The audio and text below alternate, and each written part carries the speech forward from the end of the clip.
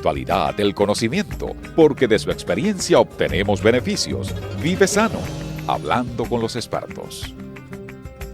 Estamos de regreso aquí en Vive Sano y ahora en Hablando con los Expertos vamos a hablar con el otorrinolaringólogo Wellington Duvergé, quien es cirujano también de cabeza y cuello, especialista en niños y adultos.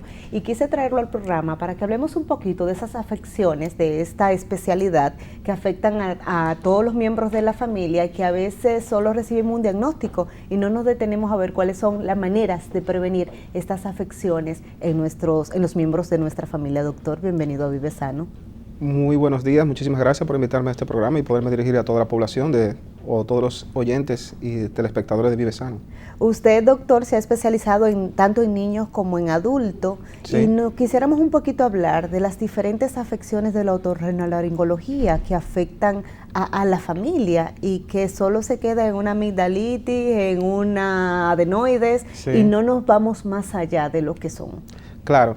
Bueno, las diferentes enfermedades que ocurren en la otorrinolaringología son largas, como el nombre de la especialidad. Sí, bastante. Y tanto en niños como en adultos hay una alta gama de problemas a los cuales muchas personas no recurren. Okay. A veces nos limitamos, como dije, esas dos especialidades porque son las más comunes en diagnóstico. Sí, sí. ¿Cuáles otra patología en el área aparecen, sobre todo en la parte de niños, y que no son tan analizadas?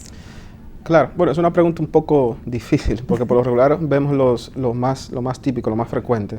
Pero sí, aparte de que lo más frecuente serían los problemas respiratorios en los niños, también algo que no es tan común, pero que solemos a veces también tratar, es el tema de las hipoacusias infantiles. ¿Y la hipoacusia infantil? La es? Hipoacusia es una disminución de la agudeza auditiva, que todo el mundo conoce como sordera. Okay. Y es un problema bastante importante, que suele presentarse no tan solo una vez que el niño nace, sino incluso antes de nacer el niño. Ya en el momento en que él nace se le hacen pruebas y se detecta de que tiene problemas de sordera. No es tan común como los problemas respiratorios, las infecciones virales, que pueden traerle inconvenientes al niño a la hora de respirar, pero sí son importantes. La hipoacusia, me dijo. Y al momento de nacer, ¿a todo niño se le hace esta revisión? Lamentablemente en nuestro país no se realiza a todos los niños. Debe hacerse el screening auditivo neonatal a todos los niños en el momento del nacimiento. ¿Y por qué? Sería la pregunta. La hipoacusia congénita o la hipoacusia infantil o la hipoacusia en el recién nacido ocurre en un 50% de los casos en niños que tienen problemas o que han tenido algún antecedente materno de que pueda provocarle la hipoacusia. ¿Y cuáles son esos factores? Enfermedades infecciosas como la toxoplasmosis, la rubiola, etcétera, etcétera, que contagian luego al niño. Hay un sinnúmero de enfermedades que incluso a la madre, cuando está embarazada, se le hacen todos esos estudios para detectar si tiene ese tipo de afección. Y al momento del neonato hacerle esa revisión al bebecito recién nacido y da positivo con la hipoacusia, ¿cuáles son los lineamientos que hay que seguir? Claro, cuando a un niño se le realiza el screening auditivo, que debe realizársele a todos, no tan solo a los que tienen antecedentes maternos de algún problema o alguna enfermedad que pueda conllevar la hipoacusia, sino incluso en madres que todo ha dado bien. Hay que hacerle un screening auditivo porque el otro 50% de esos niños no tienen ningún antecedente y pueden nacer con hipoacusia. Cuando se les realiza ese screening auditivo y se detecta que hay una alteración en la audición, entonces en los primeros 2 años de vida ese niño debe tener un seguimiento y repetirle esas pruebas y otras pruebas aún más complejas, que son los potenciales evocados del tronco cerebral, donde se hace un registro de la audición a nivel cerebral. Esa es una prueba que no tiene margen de error si es bien interpretada y que puede detectar no solamente la hipoacusia, sino el grado de hipoacusia que tiene y dónde está el problema. ¿Se revierte esta patología o debe ser un tratamiento para toda la vida de esa persona? Bueno, una vez que es diagnosticada la hipoacusia infantil o la hipoacusia en el neonato, hay medidas de tratamiento. Porque por lo regular esta hipoacusia, cuando es una hipoacusia a nivel cerebral, o sea, es neurosensorial, es irreversible, no se revierte, no es irreversible. Por eso es importante el screening auditivo o lo que incluso el presidente del gobierno ha hablado en su discurso, el tamizaje neonatal, sí. Que tiene que ser el tamizaje auditivo. Y cuando se hace ese tamizaje y que arroja el resultado, ¿cómo se trata? Si no se revierte el problema, ¿cómo puedo hacer que ese bebé en su proceso de desarrollo y cuando llegue a la edad escolar pueda insertarse socialmente y ser productivo? Exactamente. Hay tratamientos. Una vez que se detecta la hipoacusia y el tipo que es, hay un tratamiento en concreto y es quirúrgico, que es la colocación del implante coclear. En algunos niños algunos de estos niños no tienen pérdida, pero tienen alguna reserva auditiva y a esto se le pueden colocar prótesis auditivas.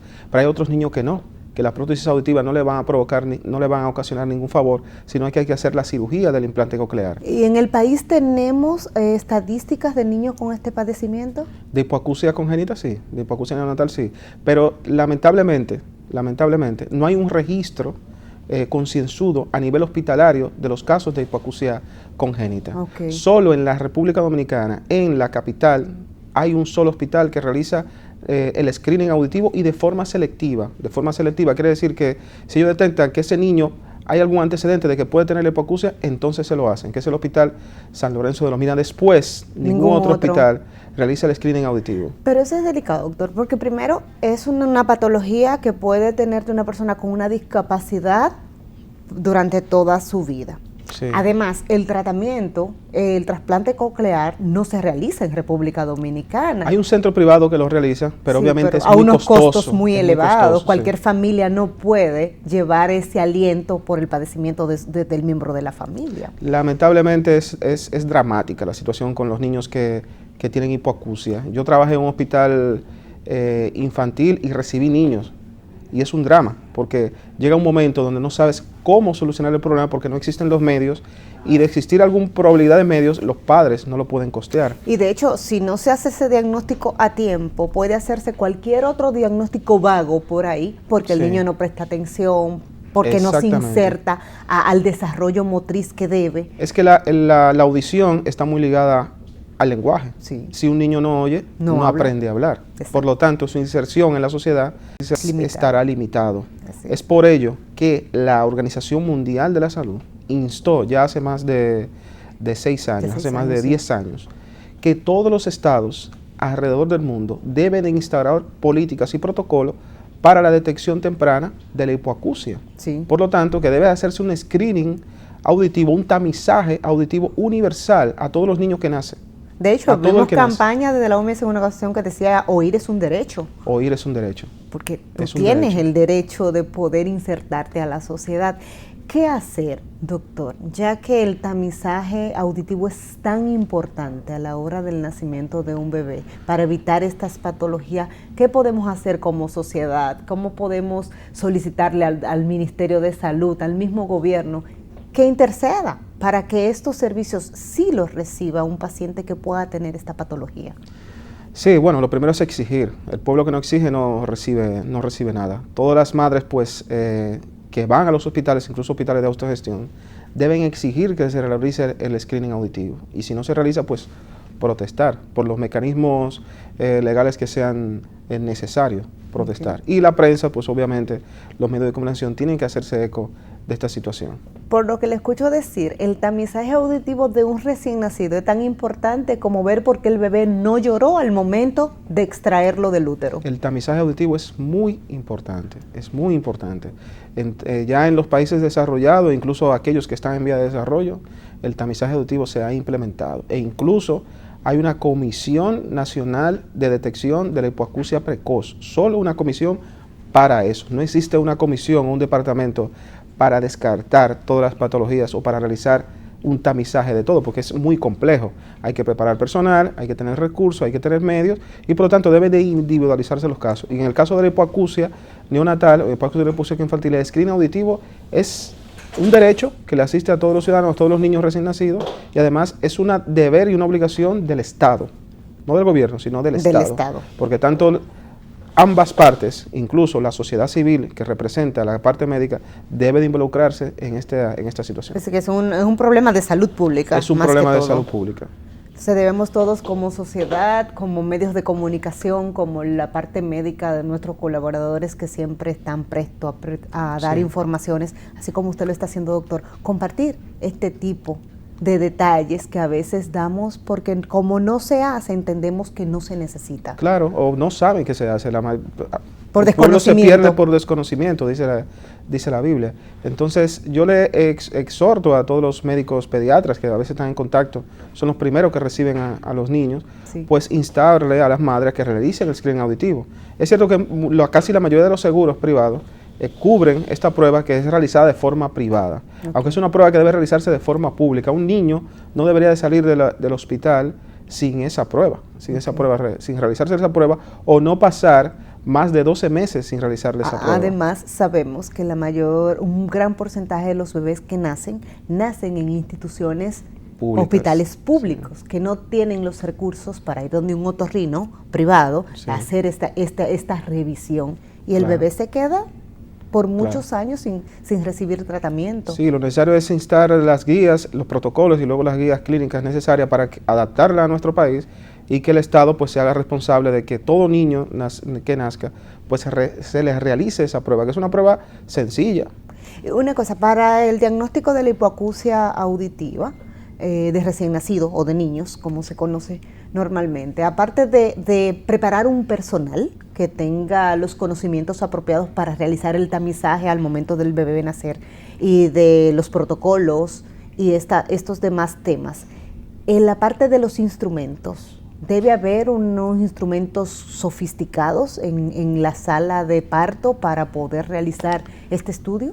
La primera prueba que se hace del screening auditivo se llama autoemisiones acústicas, que es una prueba muy sencilla. Incluso no lo hace un personal médico especializado, lo puede hacer un personal médico no tan especializado, como puede ser un auxiliar de enfermería o un enfermero. Es decir, que ni siquiera hay que traer personal nuevo, el personal que está el mismo puede personal adecuarse. se puede preparar para que realice ese screening auditivo de entrada, que son las autoemisiones acústicas. Y esa autoemisión en pocos minutos no dice si el niño está escuchando o no. Okay. Una vez que se realice esa prueba y si el resultado es negativo, pues ya pasa a un segundo nivel, que es el otorrinolaringólogo, donde pues seguirá valorando el niño y sabe las pautas que hay que dar para poder llegar al diagnóstico preciso de la hipoacusia. Pero los hospitales deben de tener los medios para eso. Es una instancia que debe salir desde el mismo Ministerio de Salud Pública o incluso otros organismos del gobierno, por decirlo así. Sé que la primera dama está muy involucrada y se ha sensibilizado mucho con esta situación, pues podría ayudar en ese caso. Okay. También solo en hay ese un poquito sentido. más de voluntad para que las cosas... Solo hay que haber voluntad, porque eso no es costoso. Okay. Hay otras cosas que se hacen y son mucho más caras. Y las repercusiones a largo plazo que tiene el no detectar una hipoacusia en niños es condenar a alguien a la marginación social. Totalmente. Donde probablemente se pudo haber solucionado con detectándolo a tiempo o pautando el tratamiento de forma adecuada. El tratamiento de la cirugía es el último eslabón. ¿Hay Exactamente. tratamiento médico? fármaco? No hay tratamiento farmacológico. Cuando se detecta que la hipoacusia es neurosensorial y es en el momento del nacimiento, que ya está instaurada y tiene unos grados porcentuales muy bajos de audición, pues entonces el tratamiento puede ser una prótesis auditiva que también podría ser gestionada a través del Estado o podría ser dándole ayuda a personas para que puedan costearse esa prótesis auditiva. Y si esta prótesis auditiva no falla, hay que llegar al último recurso, que es la cirugía. Del trasplante. Es bueno señalar, o sería importante señalar, que los niños tienen una edad prelocutiva, quiere decir, antes de hablar. Sí. Es ahí cuando tenemos que actuar. Porque una vez que el niño ha pasado su periodo donde debió aprender a hablar, ya es mucho más complicado, porque el implante coclear él hará que el niño escuche, pero escuchará ruidos porque no sabe lo que está escuchando. Además de eso resultará más costoso reinsertarlo, porque hay que entonces invertir en terapias para adecuar a ese niño, ya que tiene un trasplante, y que aprenda. Efectivamente, entonces, es así. Qué interesante, doctor, esta parte de la hipoacusia. Yo sé que, al igual que yo, muchísimas personas tenían desconocimiento de que esta patología puede ser detectada al momento del nacimiento. Gracias a Dios, aproximadamente uno o dos pacientes de 1000 pueden nacer con estos problemas, pero en los países donde la atención primaria aún no ha sido establecida y las madres pueden ser afectadas por varias enfermedades que podrían prevenirse con un buen sistema de atención primaria, pues eso aumenta incluso de 7 a 3. De 7 a 3, de 7 a 3 por cada 1000. Es mucho. Por cada 1000 pacientes. Pero la gran mayoría de los niños que nacen con hipoacusia no es de este tipo. Nacen con hipoacusia debido a que son hipoacusias transmisivas, quiere decir que la afección ya está en partes más externas del oído y puede solucionarse, como es en el caso de las hipertrofias adenoideas, que el niño no puede respirar y debido a que la nariz está en comunicación con el oído, pues puede producirse una mucosidad dentro del oído medio y eso impedir que el niño escuche. Que es una secuela de otra patología. Exactamente, y es la más frecuente. Es la más frecuente. Solo 1 de cada 2 o 3 por 1000 nace con un problema de hipoacusia congénita donde el screening, pero aún así el screening auditivo es necesario en todos. Porque la misma prueba de la autoemisión acústica nos puede dar una idea de qué tipo de hipoacusia es. Si es una hipoacusia transmisiva o es una hipoacusia neurosensorial. Neurosensorial quiere decir que la afectación es en el oído interno. Si ya por cosas del sistema de salud que tenemos, por los métodos no son los apropiados, nuestro bebé nació y no tuvo esa revisión oportuna como padres, ¿qué hacer? ¿Hasta qué edad tiene chance un padre o una madre de visualizar, de llevar a su bebé a esa revisión para buscar ayuda a tiempo? Bueno, lo mejor, la prueba debe realizarse en los primeros 12 meses, o sea, durante el primer año de vida. Es importante informarle a la sociedad, a las madres, de que esa prueba es importante, porque a partir de los 2 años es cuando el niño ya empieza a dar signos de que quiere hablar, su cerebro ya está creando memoria auditiva de lo que está escuchando. Entonces, los primeros 12 meses de edad es la etapa donde debe realizarse el screening auditivo. Si pasado esos 2 años, o incluso 5 años, y bueno, ya con 5 años, si el niño no ha hablado, es complejo y ya se ha detectado. Yo no es que estuve un caso, viví fuera de la República Dominicana, donde me formé.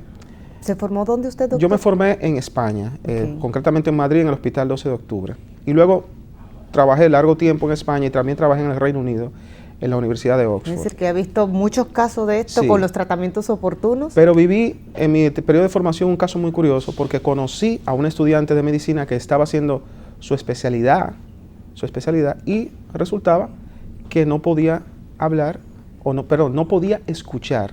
Nació con una hipoacusia congénita. Los padres, en aquella época no había tanto desarrollo como lo que existe ahora, y los padres, ellos mismos, se esforzaron y le dieron muchas terapias al niño, terapias de voz, para que ella pudiera leer los labios. Y así aprendió a leer los labios y llegó a ser un estudiante de medicina hasta el punto de graduarse. Maravilloso. Y usted me pregunta, ¿cómo un estudiante de medicina si no oye?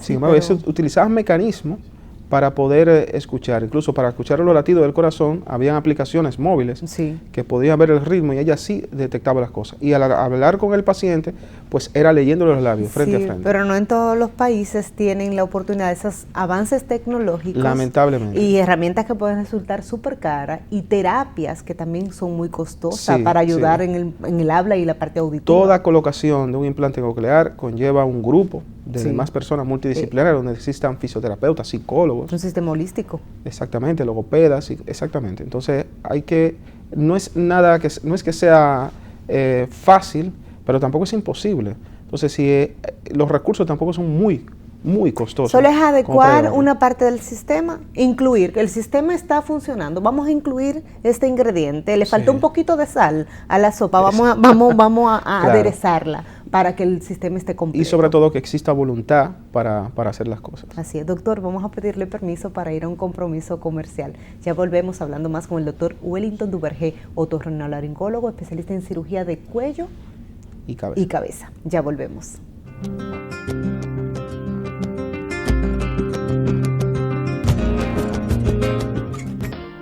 La conducta segura se aprende. En Intelsegur ofrecemos una cartera de servicios adecuada a su necesidad de protección. Asesoría en seguridad corporativa, entrenamiento en autoprotección personal, investigación sobre fiabilidad comercial de empresas y particulares, sugerencias para inversiones en material y medios de seguridad. Consúltenos en el teléfono 829-754-1484, www.intelsegur.com y síganos en Twitter, @IntelSegurRD. Invertir en autoprotección es invertir en tranquilidad. La actualidad del conocimiento, porque de su experiencia obtenemos beneficios. Vive sano, hablando con los expertos. Continuamos en Hablando con los Expertos aquí en Vive Sano. El doctor Wellington Duvergé Montero nos acompaña, quien es médico otorrinolaringólogo. Sé que es la profesión, la parte de la medicina que a todos se nos complica el término. Ya yo creo que el pueblo ya lo ha hecho, lo dice otorrino. Otorrino, el diminutivo otorrino. El diminutivo otorrino. Y nosotros los profesionales también utilizamos ese término, otorrino. Y ustedes en la parte de formación, ¿es tan compleja como el nombre, doctor? Bueno, a mí me apasionó la formación de la otorrinolaringología. Yo cuando era estudiante de medicina aquí en la Universidad Autónoma de Santo Domingo, pues daba clases de anatomía humana 1, y sobre todo era cabeza y cuello. Okay. Y la verdad que una vez que llegué a realizar la especialidad de otorrinolaringología fuera del país, son tantas cosas que hay que estudiar que uno nunca acaba. Yo solamente con la nariz ya uno tiene una especialidad, con el oído otra especialidad y con el cuello, los tumores, la oncología, pues también otra especialidad. Es una rama bastante amplia y hay que decir que la parte estética de la cara, quienes lo incursionaron y lo desarrollaron fueron otorrinolaringólogos. Sí. Exactamente. Sí, es bueno esa aclaración ahí. Doctor, aparte de la hipoacusia que hablábamos antes de la pausa, de lo importante que es que al recién nacido se le haga ese tamizaje para evitar que la patología esté y poder insertar a ese individuo luego socialmente. Claro. ¿Qué otras patologías relacionadas a la otorrinolaringología existen que los padres no nos enteramos? Bueno, existen otras patologías como son los problemas vocales, la disfonía en los niños. Muchas veces los padres no se cercioran del problema y pues suelen llegar tarde los niños a la hora al consultorio, a la consulta médica. Por lo regular el mismo niño tampoco expresa porque él habla y cree que esa es su forma de hablar. No suele decir estoy ronco o tengo disfonía ni nada. No utiliza ese tipo de términos o lo asume como algo normal. Entonces, muchas veces esos problemas de disfonía son por el mal hábito de la voz, por el mal uso vocal. Y a veces porque los niños suelen hacer lo que el resto de los padres hacen. Por eso empieza en el hogar y en la casa el problema. Si un padre habla alto, es muy probable que el niño hable alto. También depende del carácter y de la personalidad del niño. Hay niños que en la escuela son los que mandan, son los que en el recreo dan las órdenes. Los líderes. Los líderes. Hay niños así. Y esos son los que padecen más este problema de disfonía o de ronquera. Y no resulta escuchar que estos mal usos de la voz pueden distorsionar la parte vocal de nuestros hijos.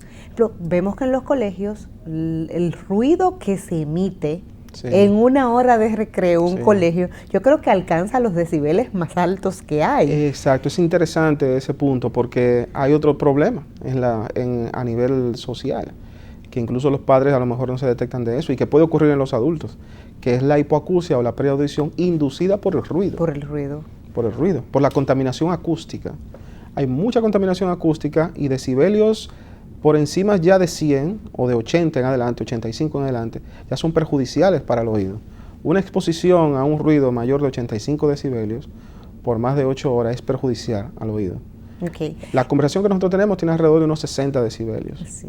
El ruido de los vehículos en la calle tiene unos 80, 85. Que es muy alto. El ruido de una discoteca puede llegar a 120 decibelios. ¿Y qué hacer con nuestros niños y nuestros adolescentes que ahora el uso de los videojuegos, el uso del computador, de las portátiles, ya se reduce a unos cascos, a unos audífonos? Sí. Y mientras más concentrado está nuestro hijo en un rincón, más felices somos como padres. Sí. Pero ¿cómo puede repercutir eso en nuestros hijos en el futuro? Puede repercutir de forma muy grave e importante, porque los problemas de audición por lo regular empiezan a ocurrir a partir de los 55 años de edad, tanto en hombres como mujeres, pero más en hombres que en mujeres. Sí. ¿Pero el hombre se expone más? ¿Perdón? ¿El hombre se expone más o biológicamente tiene alguna aparte condición? De que el hombre podría exponerse más, son datos que a lo mejor son de sociedades donde el hombre está muy en la calle con el trabajo y algunas mujeres pues más en la casa. Pero aún así, desde el punto de vista biológico, la mujer tiene cierta protección con relación al hombre. Okay. Aunque ya a partir de determinada edad, ambos se igualan. Pero es a partir de los 55, 60 años donde se empieza ya a tener problemas de hipoacusia. Es verdad que es más frecuente en hombres que en mujeres, pero hay casos donde la mujer también lo tiene a temprana edad, ya sea por trastornos genéticos o por trastornos no conocidos. Pero las personas que se están exponiendo a ruido a edades más tempranas, pues van a presentar esa hipoacusia a edades más tempranas también. Claro. Aquí hay un problema social grave, la contaminación acústica es muy importante. Incluso no son personas que se exponen voluntariamente a ello, sino que obligatoriamente tienen un ruido constante al lado de su casa. Por ejemplo, hay negocios muy típicos aquí en el país, pues que tienen el sonido de la música muy alto, a decibelios muy alto. Y no solamente lo escuchan ellos, sino todo el que vive a su alrededor. Entonces, esas personas que están expuestas a ese ruido, pues pueden tener problemas de audición y de otro tipo de problema que se llama el ruido o el zumbido del oído, al cual nosotros los especialistas llamamos acúfeno o tinnitus. Eso es otro problema, porque el zumbido en el oído puede llegar incluso a provocar trastornos psicológicos a la persona, a quien lo padece. Ese zumbido es una percepción de un ruido que no está en el medio ambiente y que es producido sobre todo a daños que se ocurren en el oído interno y puede ser provocado por los ruidos intensos. ¿Es patológico, no es psicosomático? Es patológico. Okay. Es patológico. Porque hay gente que dice, escucho un ruido siempre, pero yo no tengo nada. Exactamente, escucho un ruido siempre, incluso aquí en un medio de silencio, porque no hay nada que se lo esté produciendo, pero es que las células internas de la cóclea o las células ciliadas externas, como se llama, se están deteriorando. Y es debido a ese ruido intenso al cual he estado sometido. Okay. Aunque hay otras patologías o otros problemas que pueden ocasionar el zumbido, pero me he centrado sobre todo en la contaminación acústica, porque es algo muy evidente aquí en el país. Muy común. Por ejemplo, hay comunidades donde un domingo tú visitar esa área es sencillamente exponerte totalmente a un ruido extremo, donde se compiten las músicas que tú tienes, la bachata contra la salsa, y tú no sabes qué escuchas. Yo incluso tengo un familiar que ha tenido que cambiar de casa por ese ruido. Sí. Entonces ahí vuelve el Estado, donde tiene que tomar medidas para eso. La falta auditiva, esa disminución es un problema. ¿Y qué ocurre cuando es una persona que el ruido más mínimo lo escucha, lo percibe y le resulta molestoso? Claro, eso se llama hiperacusia o fonofobia. Puede hacer caso. Ese ya es otro caso más complicado aún. Que va a quedar pendiente para una próxima visita. Que incluso está relacionado con personas que pueden tener trastornos psiquiátricos, algunos de ellos, o no, o puede ser porque haya lesión a nivel de nuestro oído interno. Pero sí, hay personas que incluso pisando las hojas secas le molesta ese ruido. Y ha llegado a ser un problema mucho más grave que la misma hipoacusia o el tinnitus. Hay personas que con su hipoacusia viven bien, y dicen, yo quiero estar así. Hipoacusia es cuando hay la reducción de la capacidad de oír. Exactamente. Hiperacusia cuando oye ya acelerado. Sí, tiene unos niveles de audición que percibe a bajos decibelios cualquier tipo de sonido. Pero hay un momento que no necesariamente es una patología, sino que tiene muy desarrollado el sentido del oído. Puede ser, sí. Pero cuando ya perjudica al individuo en su convivencia social, ya es una enfermedad, es una patología que hay que estudiar. Escuchando, doctor, lo que usted ha hablado durante este trayecto de la entrevista, la importancia de la revisión auditiva de las personas. Siempre escuchamos que al niño en los primeros años hay que llevarlo al oftalmólogo para la revisión de su visión, de sus ojitos. Pero nunca se ha hecho como esa campaña, ese énfasis de que el otorrino es muy importante en esos primeros años de vida. Claro. Señalaba al principio que para poder hablar hay que oír. Entonces debe estar dentro de las recomendaciones para revisar que todo ande en orden en la salud, y de hecho, chequeo. Ya he notado algunas pacientes, padres que me han llegado a la consulta porque el colegio le ha pedido una revisión auditiva. Eso es importante. Pero el colegio lo pide después de los 5 años. Si antes de los 5 podemos revisar eso, yo creo que antes de los 5, lo primero es que hay que realizar el screening auditivo al niño desde que nace. Si el niño, ese screening auditivo es positivo desde el punto de vista de que el niño oye, pues obviamente ya hay un dato, una evidencia de que el niño puede escuchar. Si luego a partir de las edades prelocutivas, cuando el niño ya ha empezado a hablar, hay una falta de atención, no sabemos si es que el niño no atiende porque no oye, o simplemente porque tiene algún otro tipo de trastorno, o simplemente no atiende porque no quiere. Entonces hay que hacerle una prueba auditiva, y eso puede ser antes de los 5 años, ya en la edad escolar. Entonces, doctor, Vamos a dar algunas recomendaciones finales para que nuestros televidentes se orienten de la importancia que tiene para el sistema familiar completo, porque un niño con una discapacidad, un adulto con una discapacidad, es parte del sistema completo. Claro que sí, claro que sí. Y son personas que a lo mejor no tendrían esa discapacidad si hubiesen tomado las medidas adecuadas y una atención a tiempo. Por lo tanto, el primer énfasis que puedo hacer es a todas las madres que tengan un niño recién nacido, pues que hay que realizarle un screening auditivo, ya sea a través de las recomendaciones hechas con el otorrinolaringólogo o dirigirse a un centro auditivo legalizado donde realice este tipo de pruebas. Que en el país hay. Que en el país hay bastantes. Sí. Entonces incluso los seguros médicos creo que lo cubren ese tipo de pruebas. Una vez que en ese centro detecten un problema, el mismo centro aconseja y recomienda a los padres remitir a ese niño a una valoración otorrinolaringológica, a un especialista. Luego otro caso son el tema de los ronquidos, las adenoides, esa alteración que el niño puede tener del sueño durante la noche. Eso es otro tema que también es importante. Sí. Es muy común, pero también es muy importante, porque como decía al principio, durante los primeros 4 años de vida, el niño está desarrollando muchas facultades que son necesarias y vitales para luego poder convivir en la edad adulta, como es el desarrollo de su cerebro, su desarrollo intelectual. Entonces un cerebro necesita descansar, sobre todo los niños, necesitan tener muchas horas de sueño, más incluso que la de los adultos.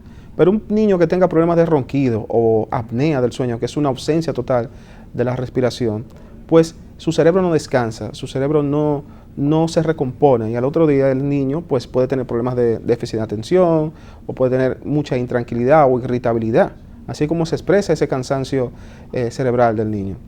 Entonces esas medidas tienen que tener una valoración otorrinolaringológica para detectar dónde es el problema y la gravedad del mismo y plantear una solución, no esperar a los 7 años, como muchos padres dicen, no, yo espero a los 7 años a ver si se le va a quitar.